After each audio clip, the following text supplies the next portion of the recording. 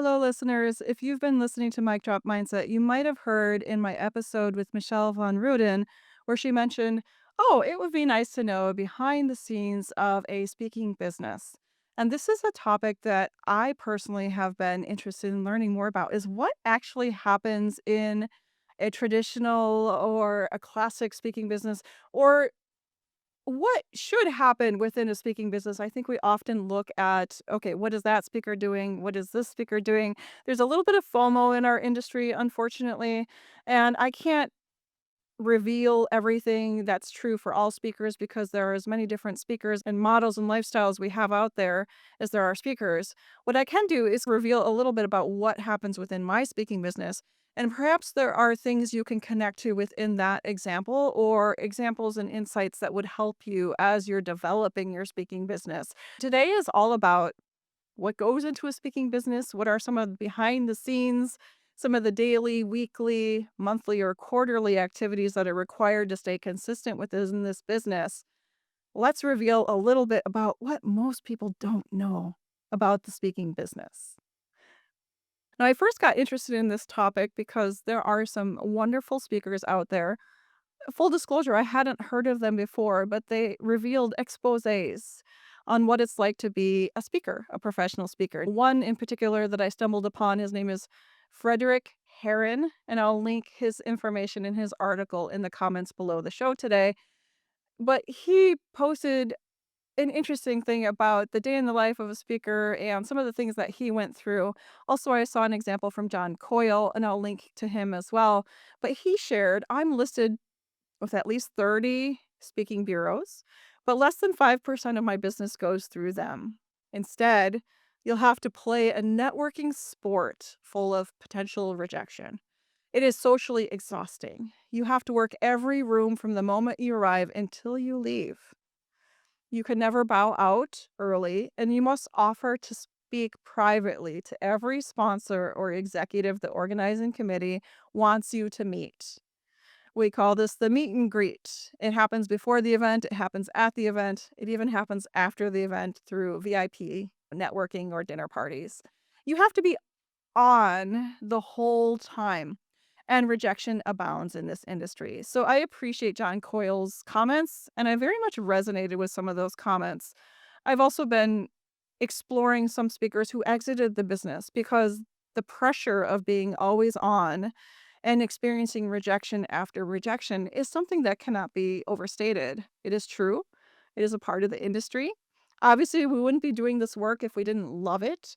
And you have to balance the possibilities and the potential with the realities of everyday speaking and what goes into speaking. It's not just when you're on stage. There are lots of things that happen before you get on stage, after you exit the stage, and some of that creates a lot of stress and overwhelm. So I have to give a shout out to Frederick and John for sharing those examples.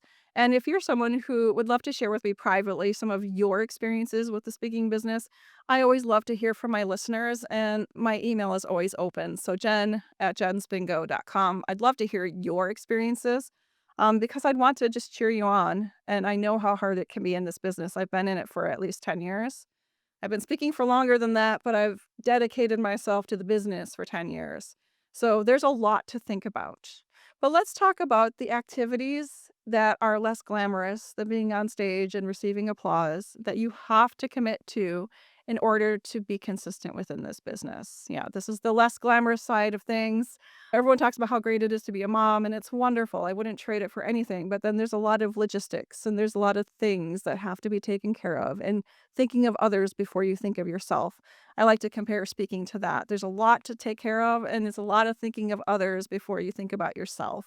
As I look at some of the basics of my speaking business, and your example could be different because I'm not just a speaker, I'm also a coach. So some of the activities I do require coaching and require other types of work. Many speakers that I know in the industry are not full-time speakers where that's all that they're doing. That can be very exhausting very quickly because you're typically doing those keynote stages, you're traveling very frequently. Most speakers at that level that I've seen don't have family at home. Like, they might have kids, but their kids are grown up and not living at home.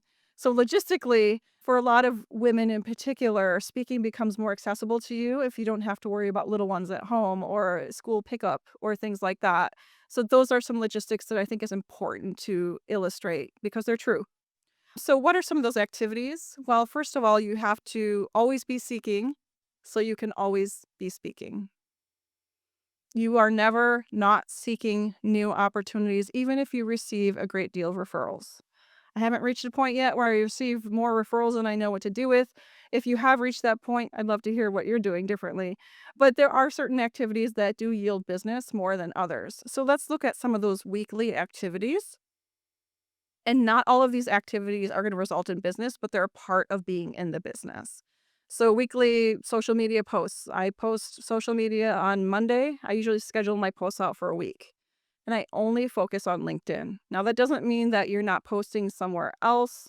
When it comes to coaching or consulting, you could be posting multiple places or carrying on that content, scheduling it out through a tool, and it just pushes to different platforms. Whatever you do for social media scheduling is sufficient. And if you're a person who needs to be inspired before you pull up that post and you put something out there, awesome.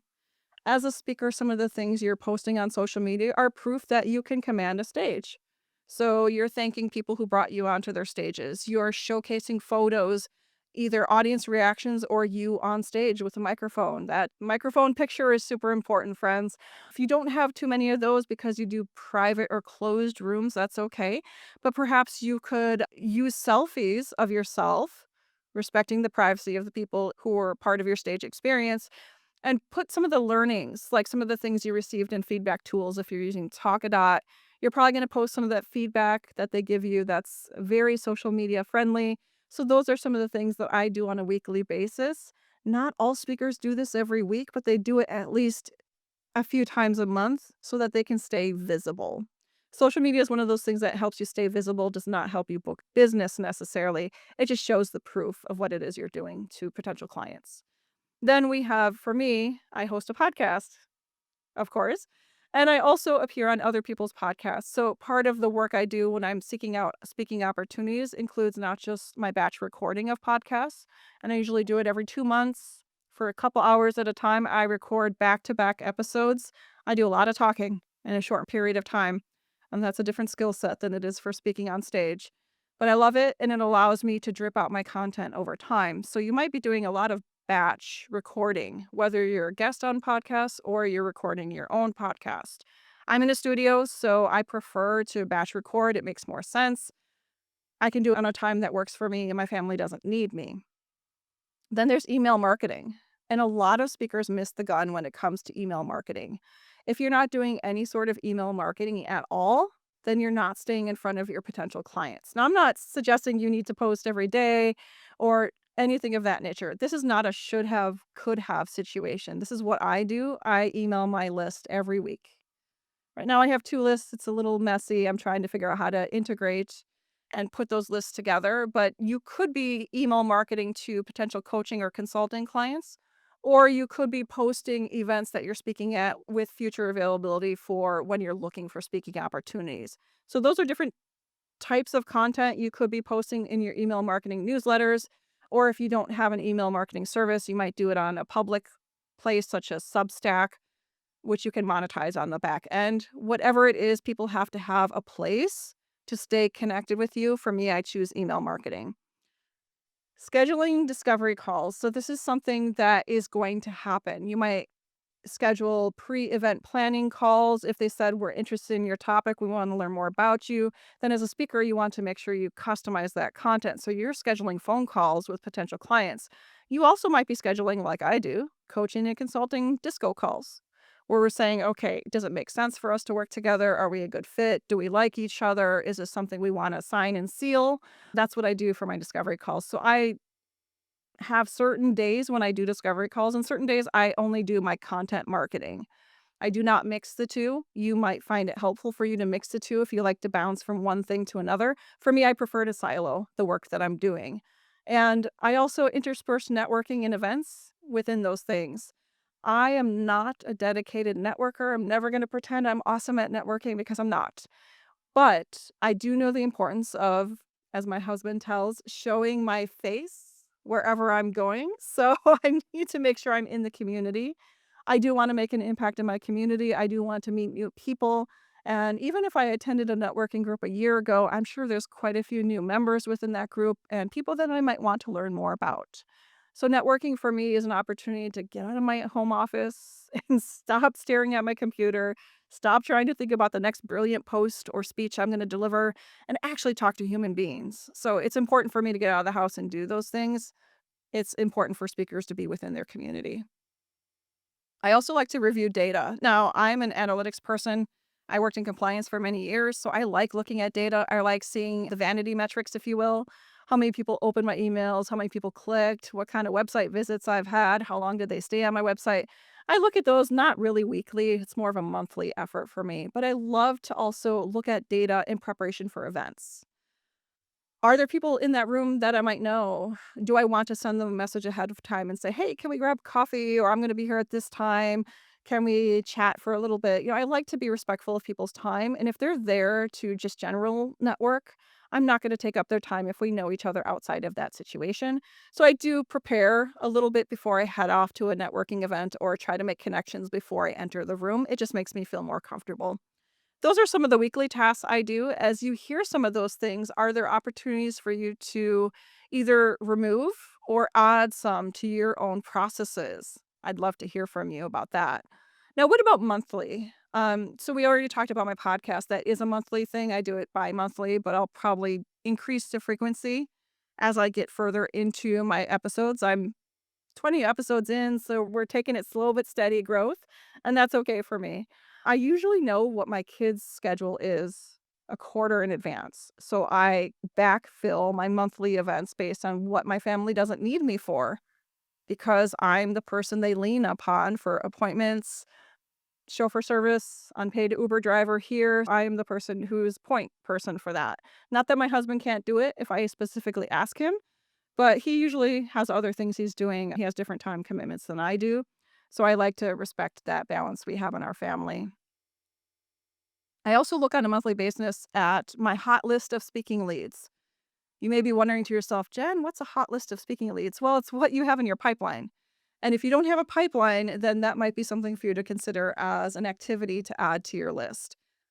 You need some sort of idea of what events are coming up, what events and when I say coming up, that could be anywhere from next week to next year or the year after. It's good to have both short-term and long-term opportunities that you are aware of that might be a fit for your program and that you might wanna apply for or make a connection around. It's good to have the long-term ones because you need them on your back burner, and you can keep filling up your hot list of speaking leads with more current opportunities as they come in front of you or through your warm network. But keeping the longer opportunities out there is helpful for you when you're so busy delivering speeches that you cannot do more research. And there is a season where you're going to be too busy to do more research. So keep a pipeline of events, contacts, people who are doing programming, at least a year out, if not 2 years out, if you possibly can. And you can front load a bunch of events in just a few hours a month so that you have an ongoing list to keep working when you have time. And then rehearsal. Rehearsal is part of the process. A lot of speakers customize or tailor their content to their particular audience, especially if you're in front of a new audience. It's a courtesy to do that, and people want that interaction and that you know their industry. So you will have to rehearse that before you go in cold and try to deliver brand new content. Now, you can rehearse with peers, you can rehearse with yourself. There's many different ways to rehearse. I'll link to a previous episode I did on better rehearsals because there's many different levels of looking at rehearsal, but including rehearsal time is part of being a better speaker. What about quarterly opportunities? Now, I mentioned to you that I know my family schedule about a quarter in advance, and I like to backfill different events that I'm doing. Sometimes I hear about an event 4 or 5 months in the future, and I want to keep it on my radar. So I will kind of reserve that time to look at it when it makes sense for me to look at. Maybe it doesn't fit into my current schedule right now, but I'll look at, how close is it to a holiday? Is there any travel around this? What the cost is, and kind of weigh the pros and cons of that. And I look at that about quarterly. Also, promotional calendar. So if you're launching something, if you have to promote a speaking event before you speak at that event, which sometimes is part of the agreement you have with your clients, you're probably going to want to make sure you include that within your promotional calendar. I try not to promote too many things in a short period of time. So while I email my community every week, I try not to make all of those emails like 4 times a month be about promotion. I like to include, what do you think? Or tell me what my next podcast episode should be. I like to get feedback from my community. I'm not here just to sell to my community. I want to create that ongoing relationship. So I make sure to keep in front of them, but I also don't want to promote the hell out of them because that's irritating and nobody wants to hear a bunch of promos.